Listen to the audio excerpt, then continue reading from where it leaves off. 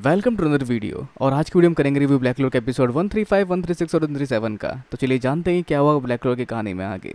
तो अब तक हमने देखा कि ब्लैक बुल्स के बहुत सारे लोगों को ले जाया जाता है उल्टियम वॉल्केनो में ट्रेनिंग करने के लिए, और उसके अलावा ये लोग अटेंड करते हैं एक पार्टी फिंगिलियन के घर पर। और अब कहानी में आगे आस्था ट्रेनिंग करके थकारा बैठा होता है टेबल के ऊपर, जहाँ उसी टेबल के किनारे बैठा होता है फिनरल, जो बताता है उसे अपने कर्ज के बारे में, जो है लड़कियों को देखते ही एक्साइटेड हो जाना। जैसा उसको लैंग्रेज ने बताया था कि वो कर्ज है जहाँ मैं ऐसा नहीं रह सकता, मैं किसी से प्यार करता हूँ, अगर मैं ऐसे ही रहा तो मैं कभी भी उसको खुश नहीं रख पाऊंगा। तो जिसको देखते हुए आस्था से मदद मांगता है उसके दिल को मजबूत करने के लिए, ताकि वो अपने प्यार को खुश रख सके। तो जैसा करने का सोल्यूशन होता है एक मिक्सर, जिसमें अगेन नोलेल बनती है वेट्रेस और साथ देती है उसका नैरोबी। तो आस्था ये इनवाइट करता है रेबेका को, और साथ में उसकी दो सहेलियां और आती है। और जहाँ रेबेका मनी मन आस्था को चाहती है, तो उसे इस मिक्सर से काफ़ी उम्मीद होती है। पर उसकी दूसरी दोस्त शादी करना चाहती है और उसको ज़्यादा उम्मीद नहीं होती किसी चीज़ से। और तीसरी दोस्त को असली इंसानों में कोई इंटरेस्ट ही नहीं है, उसको नोवेल की कहानी में जो कैरेक्टर दिखते हैं उसमें इंटरेस्ट है। और फिनरल बेचारा यहाँ पे सोच रहा है कि ये रूड होगा अगर मैं इनसे बात ना करूँ, पर अगर इसने बात की तो ये अपने कर्ज को शायद हरा ना पाए। तो वो चुपचाप बैठा होता है, और यहाँ पर आस्था के मुंह पे कुछ लगा होता है जो नोटिस करते रेबेका, और जिसको नोटिस करते हैं नोलेल, और काफ़ी हद तक जलने लग जाती है। और साथ ही है नैरो, काफ़ी खूबसूरत लग रही होती है इस आउटफिट में, जहाँ उसको देखकर भी सोचती है कि अगर आस्था ने ऐसा देखा नैरो को तो शायद वो नैरो के पीछे लट्टू ना हो जाए। तो नोलेल के पास सिर्फ टेंशन ही टेंशन है और सोल्यूशन कोई नहीं उसका। तो वैसे फिनरल को चुपचाप देख के आस्था कहता है कि तुम्हें उनसे बात करनी चाहिए, पर जहाँ पर फिनरल अपनी मर्दानगी झाड़ते हुए कहता है कि मैं आज सिर्फ यहाँ पर खाना खाने आया हूँ और कुछ नहीं। तो उनमें से एक लड़की पूछती है फिनरल से कि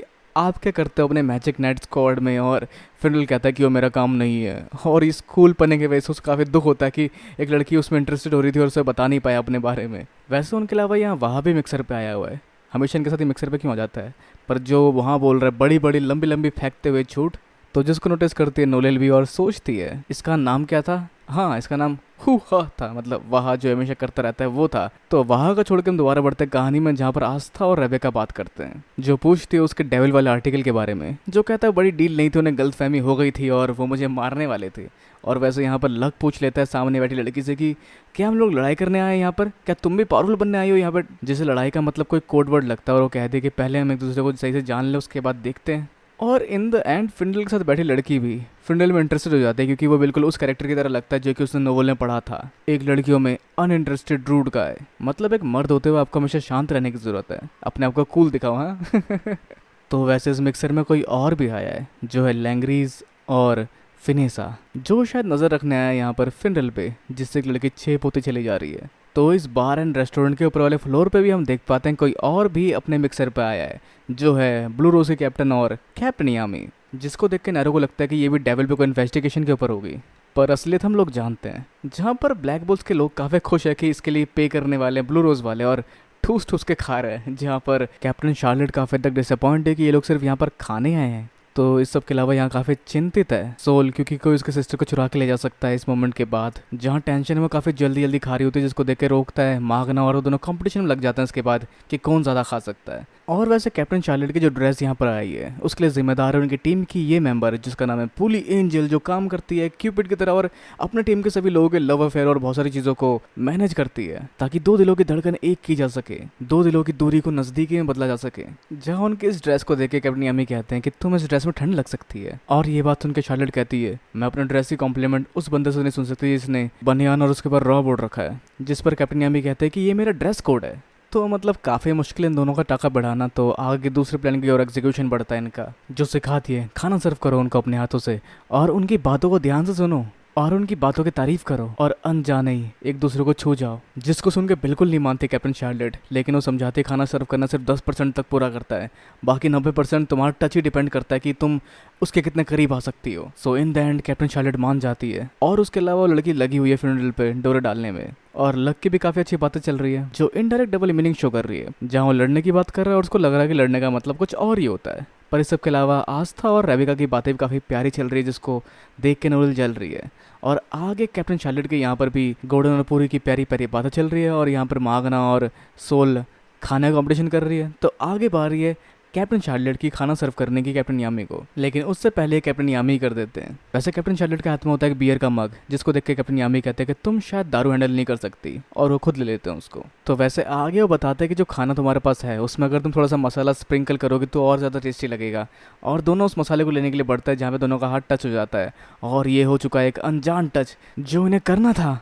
पर उससे घबरा जाती है कैप्टन शार्लेट और भागना शुरू कर देती है, मतलब काफ़ी ज़्यादा घबरा जाती है, क्योंकि अपने पीछे वाली खिड़की तोड़ के वो नीचे कूद जाती है। अब इस सब के अलावा फिनरल लगा हुआ है अपने कर्ज को रेजिस्ट करने में, क्योंकि एक लड़की उसके काफ़ी करीब आ चुकी है और उससे प्यारी प्यारी बातें कर रही है, लेकिन नहीं, फिनल अपने कर्ज से नहीं हार सकता। वैसे जिसको ऑब्जर्व कर रहे हैं लैंगरीज और फिनेसा, और वैसे तभी यहाँ पे घबराई हुई भागती हुई आ रही होती है कैप्टन शार्लेट, जो गिरने वाली होती है, जिसको देख के फिनल खुद को रोक नहीं पाता और तेजी से बढ़ता उनकी तरफ और उनको बचा लेता है, और जिससे प्यारी प्यारी बातें करने वाला होता है, लेकिन तभी अपने आप को रोकता है और कहता है कि मैंने आपको बचाया, लेकिन इसमें मेरा कोई मोटिव नहीं था। और थोड़ी देर बाद कैप्टन शार्लेट खुद को संभालती है और देखती है उसको खुद को ऐसे पकड़े हुए और उसको पीट देती है। और वैसे फिनल को पसंद करने वाली लड़की भी चली जाती है, क्योंकि उसको वो वाला लड़का दिखता नहीं इसके अंदर अभी इस मोमेंट पर, और लक को भी मना कर देती है लड़की, क्योंकि वो हमेशा लड़ने की बात करता है, जो काफ़ी ज़्यादा एग्रेसिव है अपने उस काम के लिए जो सोच रही है वैसे।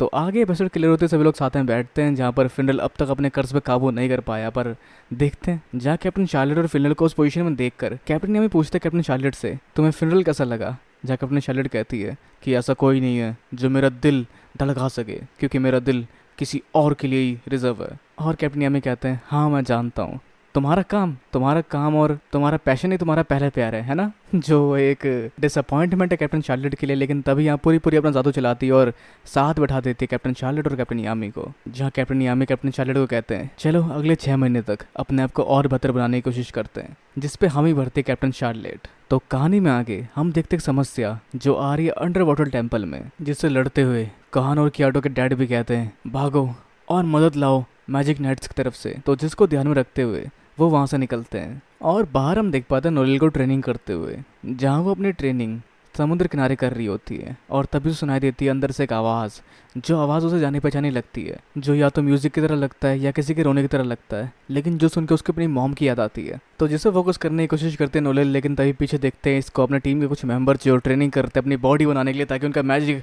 और बेहतर तरीके से काम कर सके, पर वो फंस जाते हैं जोरा के ट्रैप में, जिनके ऊपर मिट्टी डालता लक। और वैसे इस सब शोर शराबे की वजह से नोरेल उस आवाज़ से फोकस नहीं कर पाती। तो इस तरह से सही ब्लैक बुल्स के मेंबर इस बीच के ऊपर देखे जाते हैं, जो अपना अपना काम कर रहे होते हैं और अपने अपनी तरह से ट्रेनिंग कर रहे होते हैं या ट्रेनिंग नहीं कर रहे होते, जहाँ पर चारों बुलाते हैं खाने के लिए, और खाना खाने के दौरान दोबारा सुनाई देती है नोरेल को वही आवाज़, जिस आवाज़ की तरफ नोरेल बढ़ती है, और उसके पीछे पीछे जाता है आस्था, जो उसे कहती है कि तुम्हें कोई आवाज़ सुनाई दे रही है। और इस सब के बीच कोई तेज़ी से समुद्र से बाहर आता है, और वो होते हैं कोहानो और कियाटो, जो इन्हें बताते हैं सारा हाल और साथ जाने के लिए कहते हैं। और सभी ब्लैक बुल्स के मेंबर वहाँ पहुँचते हैं और जान पाते हैं अंडर वाटर टेम्पल का हाल, जहाँ कोई क्रीचर है जो उन पर हमला कर रहा है, जैसा आज से पहले कभी नहीं हुआ। और हमारे यहाँ साउथ में एक जगह है जिसे कहा जाता है वॉइड ऑफ नो रिटर्न, और वही मैंने देखा समुद्र के गार्जियन को गुस्से में सब कुछ तबाह करते हुए अपने आक्रोश में। और श्राइन वाले मेजिस ने भी ट्राई किया था गार्जियन के गुस्से को शांत करने का उनके गाने और डांस से, पर वो सब हमें बचाते हुए जख्मी हो गए। तो जहाँ ये लोग इनकी मदद चाहते हैं कोहान और कियाटो को बचाने के लिए, ताकि वो डांस करके उसको शांत कर सके, पर इन्होंने इनकी मदद क्यों ली, जो पूछते कैप्टन यामी। तो वो कहते हैं हम आपसे रिक्वेस्ट करते हैं, और काफ़ी कम लोग हैं जो यहाँ तक पहुँच सकते हैं, ब्लैक बुल्स उनमें से एक है जो सेफली अंडर वाटर टेम्पल में जा सकता है नोरेल की मदद से। तो कैप्टन यामी को अभी भी इनके रिजॉल्व पर डाउट होता है कि तुम शायद सही बात नहीं कर रहे, हो सकता है हमारे मैजिक नट खतरे में है इसके वजह से। पर जब नोरेल सोचती है कि अंदर से कोई डेविल भी हो सकता है जिसके पीछे इसका हाथ हो, तो मुझे यहाँ जाना चाहिए, जहाँ वो कहते हैं कि हम हैं मैजिक नाइट जिनका काम होता है लोगों को बचाना, और हम उन्हें बचाएंगे, जहाँ नोरेल अपने मैजिक मैन को अंदर तक ले जा सकती है। तो कोहान और कियाटो के अलावा कौन जाएगा, जहाँ पर रास्ता काफ़ी एक्साइटेड होता है, लेकिन यहाँ वो चुनते हैं इस बार फिनरल को, ताकि वो कुछ अगर गलत हो तो इनको यहाँ वापस लेके आ सके। पर वहाँ रास्ते में दिखते हैं कुछ खतरनाक से क्रीचर्स जो उन पर हमला करने जा रहे होते हैं, पर जिनको लोरी सुना के सुला देती है कोहानो। पर तभी और बहुत सारे ऐसे क्रीचर आ जाते हैं और इनके गोले में वार करना शुरू करते हैं, जिनका सामना करती है कोहानो और कियाटो अपने अपने मैजिक से, जहाँ पर कोहानो के सॉन्ग डिस्ट्रक्टिव बीट से इन पर असर होता है, जहाँ कोहानो और कियाटो बाहर निकलकर उनसे लड़ना शुरू करते हैं और उनका काफ़ी बराबरी से मुकाबला कर रहे होते हैं। लेकिन वो सिर्फ 2 होते हैं और इन क्रीचर्स की संख्या काफ़ी ज़्यादा होती है, जो उनके इस गोले पे जिसके अंदर नोरेल और फिनरल होते हैं उसे वार करना शुरू करते हैं, जो फट जाता है और ये लोग बाहर पहुंच जाते हैं, और साथ में कोहानो का मास्क भी हट जाता है, जिसकी वजह से पानी के अंदर सांस नहीं ले पाती, और नोरेल को लगता है कि वो हार चुकी है। पर तभी वही साउंड उसको फील कराता है उसकी मॉम का, और वो समझ पाती है कि अगर मैं यहाँ मारी गई तो डेविल से बदला नहीं ले पाऊंगी अपनी मॉम का, और फिर वो हार्ट किंगडम की मैजिक को थोड़ा सा समझते हुए और नेचुरल माना का इस्तेमाल करते हुए अपने माना से जोड़कर सबके लिए अलग से गोला बना देती है, जिसके अंदर सभी सुरक्षित हो जाते हैं इन गोलों के अंदर, जो गोले पहले से ज़्यादा पावरफुल होते हैं, जिनको ये क्रीचर्स नहीं तोड़ पाते इस बार। और आगे होता है क्रॉकिन, जो काफ़ी खतरनाक होता है, जिनके वार इन पे होते हैं, जिनको डॉच करता है फिनल अपने स्पेटल मैजिक से और उस बार वो कहीं और भेज देता है। पर इस सबके बावजूद ये काफ़ी नहीं होता, जहाँ पे वो अपने इंक को फेंकता है, जिसके बाद नोलिल इस्तेमाल करती है अपने वल्कारी आर्मर का और उसे लड़ना शुरू करती है। पर फिर भी उसको हराना आसान नहीं होता, जहाँ पे हेल्प मिलती है नोलिल को फिनरल की, जहाँ वो उसके स्पेटल मैजिक से होते हुए आगे बढ़ती है और उसके मुंह के पास जाके तगड़ा वार करती है। तो एट द एंड उसको हराकर ये लोग पहुंचते हैं आगे, और तभी एक चमत्कारी सा जीव दिखता है उन्हें, जो कि उड़ता हुआ सा आता है इस जगह, जो होता है गार्जियन, जिसका माना काफ़ी पावरफुल होता है, जो एक भेड़ जैसी ब्लू व्हेल की तरह लगती है, पर जिसके लिए गाना गाना और डांस करना शुरू करते हैं कोहान और कियाटो, जिससे वो शांत होता है। और उसके साथ हम देख पाते हैं उसके बच्चे को, जिस कारण से शायद गुस्से में थी, और समुद्र के बाकी प्राणी शायद इन दोनों की रक्षा करने की कोशिश कर रहे थे। और नोलिल ने जो गाना सुना वो शायद इसी की लोरी थी। जहाँ नज़दीक आती है नोलिल के और उसके सर पर सर रख कर उसे फील कराती है उसकी मॉम के बारे में। और आगे हम देख पाते हैं उन क्रीचर्स को जो कि हमला कर रहे थे इन पे, वो एक आम मछली और आम जीव थे समुद्र के। और इस सब पल को देख के काफ़ी तक इमोशनल होते हैं नोलिल, जहाँ शायद उसकी मॉम भी कभी यहाँ आई होगी, जहाँ शायद उसने ज़्यादा समय ले लिया होगा अपने मॉम से, लेकिन वो भी सीख रही है धीरे धीरे ये सारी चीज़ें। तो आगे ये लोग बाहर आते हैं, जहाँ कैप्टन हमें तारीफ करते हैं फिनल की, तुम काफ़ी बेहतर बन चुके हो पहले से, तुम अपने वो किसी लायक नहीं समझ रहे थे, लेकिन तुम काफ़ी कमाल के हो। और फिर उसको सर पकड़ लेते क्योंकि उसने वो टांग वहाँ लाई थी उस ऑक्टोपस के उस लड़ाई के दौरान। तो अब कहानी में आगे हम देख पाते हैं चार्मी को, जो बना रहे निकले खाना ताकि इनका माना एक्स्ट्रा बूस्ट हो सके, जिसको खाते ही इनके अंदर माना का सैलाब सा फूटने लगता है। और हम देख पाते हैं मागना और लक को, जिनका माना काफ़ी ज़्यादा बूस्ट हो चुका है, और साथ ही नोलिल ने अपने माना के ऊपर से कंट्रोल ही खो दिया। तो चार्मी के इस खाने से लोग आउटरीजेस हो गए, तो उसका खाना अभी तक काम नहीं आया, ये इतना खास नहीं बना अभी भी। तो जिस टेंशन को लेके पहुंचते उसी शेफ के पास जिससे पहले भी मिली थी, जो वहाँ जाती है उसके स्टूडेंट बनने के लिए, जो उससे सीखना चाहती है माना रिकवर करने वाले खाना बनाने के बारे में। तो उसके लिए उसको ट्रेनिंग करनी पड़ेगी, पता नहीं क्यों, पर वो ट्रेनिंग करना शुरू करती है, जो कढ़ाई उठा उठा के उससे भी ट्रेनिंग कर रही होती है। तो अगला टास्क है उसका 3 ऐसे इंग्रेडिएंट ढूंढना जो किसी ने आज तक नहीं देखा, और वो एक एक करके उन सबको ढूंढ लाती है, जिसके लिए रेगिस्तान, नदी और बर्फीले पहाड़ों में जाना पड़ता है उसको। और इसके साथ उसे इंग्रेडिएंट मिल चुका होता है, और जिससे बनाती है माना एनहांस करने वाला खाना, जो देखने में सच में काफ़ी क्रीपी लगता है, जो ये लोग खाना नहीं चाहते। लेकिन आज से रिक्वेस्ट करता है कि चार्मी ने इतनी मेहनत से बनाया हमारे लिए, तो हमें खाना चाहिए। पर इस सब के अलावा चार्मी के टीचर भी उनसे रिक्वेस्ट करते हैं कि प्लीज़ चार्मी ने काफ़ी मेहनत की, इसको खा लो। पर तभी उनका एक बर्गर जो होता है वो अपने बढ़ाना शुरू हो जाता है, और जिससे बचाने के लिए फिनल सबको बाहर ले जाता है अपने स्पेटल मैजिक से। और वैसे ये खाना ये बाहर आ जाता है, जो इन सबको देखता है, और इन सबका माना अब्जॉर्ब होना शुरू हो जाता है। जहाँ पे इस खाने को बनाने का मोटिवेशन था माना एनहांस करना, जिस वजह से इस खाने के अंदर ही माना आ गई है, और ये भी अब माना एनहांस कर रहा है अपनी खुद की, जिसकी वजह से वो इन सबके माना को अब्जॉर्ब करना शुरू कर देता है, और सभी लोग कमज़ोर पड़ जाते हैं। पर आस्था उनसे लड़ सकता है, लेकिन वो फीलिंग की परवाह करता है चार्मी की, जिस मेहनत से उसने बनाया है। पर चार्मी के कहने पे उसको रोकने जाता है, जहाँ पर वो खाना शुरू करता है इस खाने को, और जैसे वो खाना शुरू करता है उस खाए हिस्से से इनका माना वापस इन्हें रिकवर होना शुरू हो जाता है, जहाँ चार्मी भी जुट जाती है इसको खाने में, और बाकी लोग भी साथ देना चाहते हैं चार्मी और आस्था का। तो सब खा के ख़त्म करते हैं इस मॉन्स्टर को, और सब फूल के फटने वाले होते हैं। लेकिन इसके अलावा आस्था कहता है कि मिस चार्मी, आपका खाना काफ़ी अलग है पहले से, मतलब ये खाना काफ़ी अलग लगा। पहले जब आप खाना बनाते थे तो आप चाहते थे वो खाना खाएं लोग, पर ये सिर्फ आपने माना एनहांस करने के लिए बनाया है। तो फीलिंग जो खाना खाने के लिए आप बनाती थी वो मिसिंग थी इनमें से, जो चार्मी और उसका मास्टर दोनों समझ पाते हैं। तो अगले दिन हम देखते ट्रेनिंग करते हुए आस्था और बाकी सबको, जहाँ सभी ट्रेनिंग कर रहे होते हैं, लेकिन सबको चुपचाप ऑब्जर्व कर रहा होता है गोल्डन। जहाँ गोल्डन आस्था से कहता है कि मैं तुम्हारे साथ ट्रेनिंग कर सकता हूँ, और वो ट्रेनिंग शुरू होती है, जहाँ पे गोल्डन अपने वार करता है आस्था के ऊपर, लेकिन आस्था उन वारों को अपने एंटी मैजिक स्वॉर्ड से रिपेल कर देता है उसी के ऊपर ही, वो भी बड़े आराम से, जिससे गोल्डन गिर जाता है। जहाँ गोल्डन समझ पाता है कि इन दोनों के स्ट्रेंथ में काफ़ी फ़र्क है, तो उसको ट्रेनिंग करनी पड़ेगी अकेले, ताकि वो इनके लिए स्ट्रांग बन सके और काफ़ी काम आ सके इनके। जहाँ पीछे एक चिट्ठी छोड़कर वो निकलता है अपने सफ़र में, जिस पे वो लिखता है मुझे ढूंढने की कोशिश मत करना। तो जिसके लिए वो जाता है स्ट्रॉन्ग पॉइजन मैजिक रीजन में, जहाँ पे पॉइजन वाले बीस्ट पाए जाते हैं। तो वो एक जगह पहुंचकर वहाँ बैठकर आराम करने की सोचता है, और उन्हें बैग नीचे रखता है, जिस बैग को एक बंदर उठा के वहाँ से ले जाता है, जिसमें उसके हफ्ते भर का खाना होता है। अब इसके बाद 3 दिन और बीत चुके होते हैं ऐसे ही बिना उसके खाने के, क्योंकि उसका बैग को चुरा के ले जा चुका है, और 3 दिन से उसने कुछ नहीं खाया क्योंकि उसका बैग चोरी हो गया है, और अब वो नहीं जानता है कैसे घर वापस जाना है। पर आगे उसे जंगल में कुछ बेरीज मिलती है, जिनको खा के अपना गुजारा करता है, और वो अपने अकेलेपन को दूर करने के लिए लकड़ी खरोच के डॉल बनाता है अपने टीममेट्स की, और उनके इस्तेमाल से खुद से बात करना शुरू करता है। लेकिन तभी वहाँ पहुँचता है एक पॉइजन मैजिकल बीस्ट, जो उसको लगता है एक मौका अपने पावर को एनहांस करने के लिए, जिसके वो इस्तेमाल करता है वो poison curse magic dwelling of the poison cloud. पर उस धुन से बचते हुए जानवर उछल जाता है ऊपर और पीछे आ जाता है गोल्डन के, और फिर उस पर और वार करता है, लेकिन उसका असर नहीं होता उस बीस्ट पे, जिसके बाद वो अपने डॉल्स उठा के वहाँ से भागता है। और उसे महसूस होता है कि वो कमज़ोर है काफ़ी ज़्यादा। पर भागते हुए उसे पानी का तालाब दिखता है और 3 दिन बाद वो आखिर में पानी पी पाता है और उस फीलिंग के साथ याद करता है अपने दोस्तों को,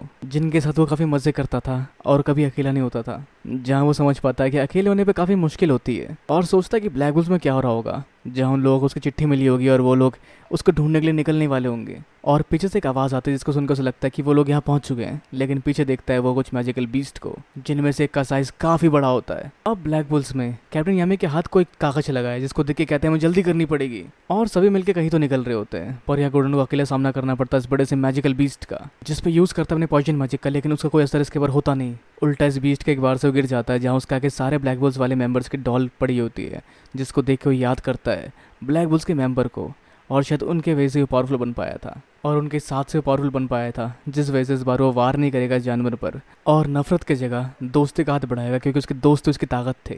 और फिर गॉर्डन उसके पैर से गले लगकर उसे माफ़ी मांगता है और कहता है कि तुम भी मेरे साथी हो क्लोवर किंगडम के बाकी लोगों की तरह। और दूसरा छोटा मैजिकल बीस्ट भी मान जाता है और वो दोनों साथ मिलकर उसको छोड़ के आता है जंगल के बाहर। तो वैसे ये है पॉइजन मैजिकल बीस्ट जिन पर जहर का असर नहीं होता, जिस वजह से इसके मैजिक का असर इनके ऊपर नहीं हो रहा था। तो अपने सारे साथियों के डॉल्स इस मैजिकल बीस्ट की पीठ पर छोड़कर गॉर्डन पहुंचता है ब्लैक बुल्स के हाइड आउट में और पहुंच जाता है अंदर, जहाँ देखता है कोई भी अवेलेबल नहीं है। जहाँ उसे लगता है कि वो लोग इसी को ढूंढने निकले होंगे और वो लोग भी कहीं मुसीबत में न पड़ जाए, इसलिए गॉर्डन भी निकलता है बाहर उनको ढूंढने के लिए। तो वो लोग बाहर निकले थे कागज के टुकड़े के वजह से, जिस पे लिखा हुआ था 90% ऑफ तुम्हारे खाने पर, जिसके वजह से वो लोग बाहर निकले तो उस जगह खाने के लिए। तो सॉरी गॉर्डन, तुम्हारा वो मैसेज उन लोगों ने अब तक पढ़ा ही नहीं। तो इसके साथ एंड होता है ये वीडियो। और वैसे आप क्या सोचते हैं इस एपिसोड्स के बारे में अपने विचार में नीचे कमेंट बॉक्स में बताना बिल्कुल ना भूलें। इस वीडियो को लाइक करना बिल्कुल ना भूलें, जहाँ पे इस बार टारगेट आपका 100 लाइक्स का, तो बस कर देना प्लीज़। और इस वीडियो को लाइक करने के अलावा शेयर करना बिल्कुल ना भूलें, चैनल को सब्सक्राइब करना भी बिल्कुल ना भूलें। तो इसके लिए मिलते हैं अगली वीडियो में। Sayonara and have a nice day.